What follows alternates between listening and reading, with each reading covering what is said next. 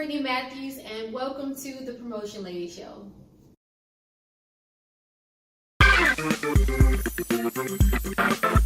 The Promotional Lady Show is as real as it gets.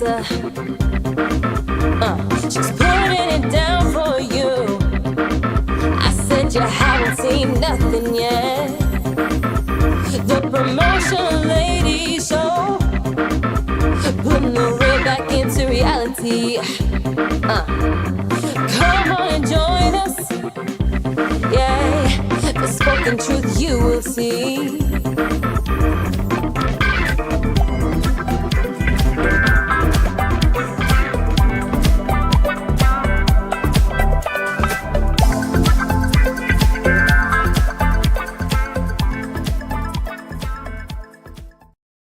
I am with Kesha Hayes, and someone that just wowed me today. But Miss Kesha, please introduce yourself to the public today.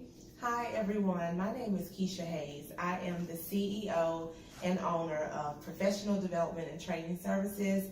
It's a post-secondary institution that is licensed by South Carolina Department of Health and Human Services and the Commission on Higher Education. It's a school where we develop exceptional caregivers, and they provide excellent care to our aging beauties, who we have termed the coin for senior citizens. And also the founder of Caring for Aging Beauties, a nonprofit agency that shows companionship to our aging beauties. Wow. And see, I told you guys she was amazing. So please tell us, what was your biggest struggle in life? My biggest struggle, if I was to think about something that really had an impact, it probably would be a bad relationship that I had to break away from. And it happened to take place in the middle of me becoming an entrepreneur and having to already face what that meant and go from almost making 6 figures in salary to now only making $15,000 gross income, because I'm starting off this company out of faith, the purpose that I feel that God has given me. And in the middle of that adventure, the breakup happens. I get evicted from my apartment. I move my kids back into their grandparents' home for 30 days. I'm living out of my car. I am sleeping on blow-up mattresses, different people's homes, and washing up in gas stations all over, determined that I'm going to do what is necessary for me to make it. Wow. Never been through that before in my entire life. It was very simple for me to just go back home too. But I wanted to understand and know for myself that the purpose He had given me was indeed true. I'm not saying that I didn't think that He had given it to me, but I wanted to know that it was indeed for me, right, and that I could endure this type of life. And I wanted to show myself and show God, most importantly, that I wanted to be obedient to what He had called me to do. So in that time of showing obedience, He turned things around for me, and it let me know immediately. You know, it says something in the Bible about immediately. Even my favorite scripture, I should know the chapter and the verse, but you know, yet while they're speaking, He's already working it out and fixing it. So that's what He was doing. Things turned around so instantly. I was amazed. And the amazing part about that is most people would have folded their arms and quit. They would have. And go right back to where they were. That's right. I simply could have filled out another job application. But it was that simple, yeah. Went back to work, you know, doing what I was doing before, but it wasn't meant for me to do that. It was meant for me to be right here where I'm at right now today. And look at where it's got you. Yes. What, 10 times as much? That's right. 20 times as much? I would love for you to share your book with us. Show us the purpose behind your book. I'm anxious to know. Well, this book is called The Move, and these hands, there's a story behind these hands. When I first started on my journey to discovering who I was and what I was supposed to do, because originally I thought I was going to be a school teacher. Had gone through Francis Marion University with an elementary ed degree, concentration, and at the end, after doing my practicum, realized that's not for me. So leaving that journey, moving on to get my master's in healthcare administration, then here I go, going back to school to become a CNA, certified nursing assistant. And everybody thought I was crazy, but you know, certified nursing assistants, they are very important, their job is important. But when I took care of an elderly woman in that nursing home, these hands remind me of hers. I remember kneeling down to wash her feet because we had done everything that she needed to have done that day. And I said, let me give you a pedicure. I said, I can't cut your toenails, but at least I can wash your feet. You know, she reached up and grabbed my face like this, started smiling and crying at the same time. And she said, I have served people all my life. I've kneeled down and washed floors, I've picked cotton, I've done so many things. And now you're kneeling down on your knees to serve me.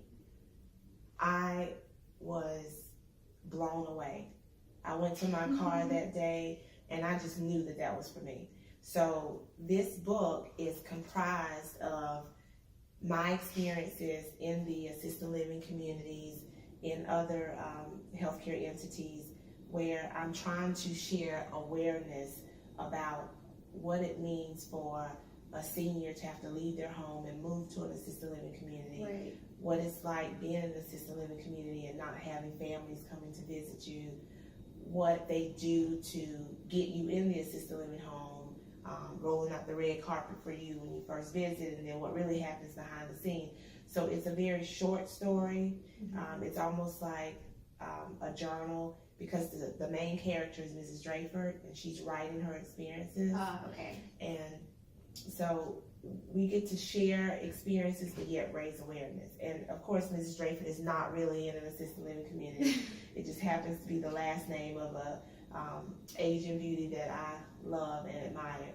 So I went back to the story of the lady in the nursing home when I was in the CNA school, because I wanted you to know that these hands are hands from someone that are very frail, someone who has had to work And had to go through a lot. Yeah. And these are the people that we can learn from.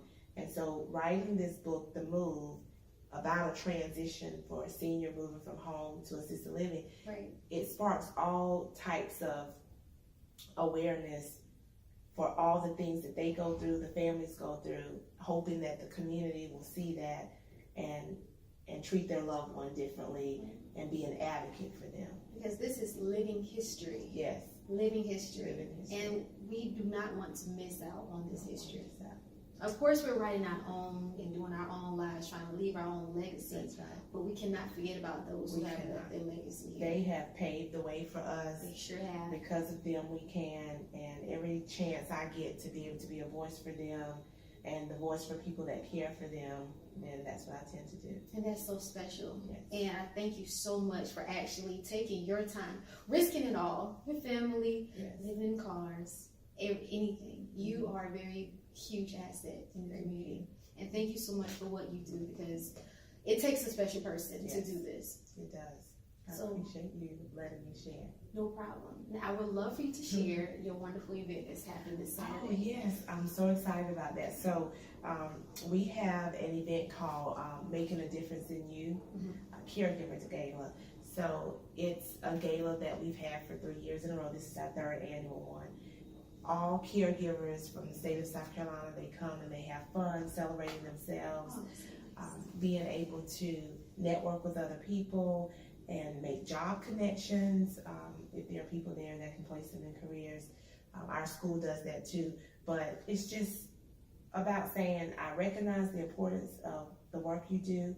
We know how hard it is. Other people are going through the same thing you are. Other people are rooting for you. There are people out there that are in healthcare, and there are people that might be looking for someone like you in their organization that might be there. So the cool thing about this is that people get nominated for 2 awards, Ultimate Caregiver Award, Wow. and then we select a Caregiver of the Year award recipient from our school. So They get their makeup done by a makeup artist.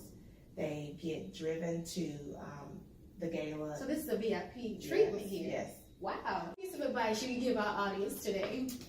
One piece of advice that I would share for anyone that is aspiring to become an entrepreneur, who's an entrepreneur now, someone who's working a full-time job, whatever it is that you're doing in life, just know that you are good enough. You are unique, and God designed you just the way that you are in His image. Nobody can be like you. People can copy the things that you do, but they can never be you. So never compare yourself to others. Never worry about whether or not it's, enough to go around. You will have everything you need if you keep God first. He is the only thing you need to make your business sustainable. Without Him, you will surely fail. But with Him, you can make even the impossible possible. Wow. Well, you heard it here on the Promotion Lady Show. Learning how to be okay with being you. That's right. And capitalize on it.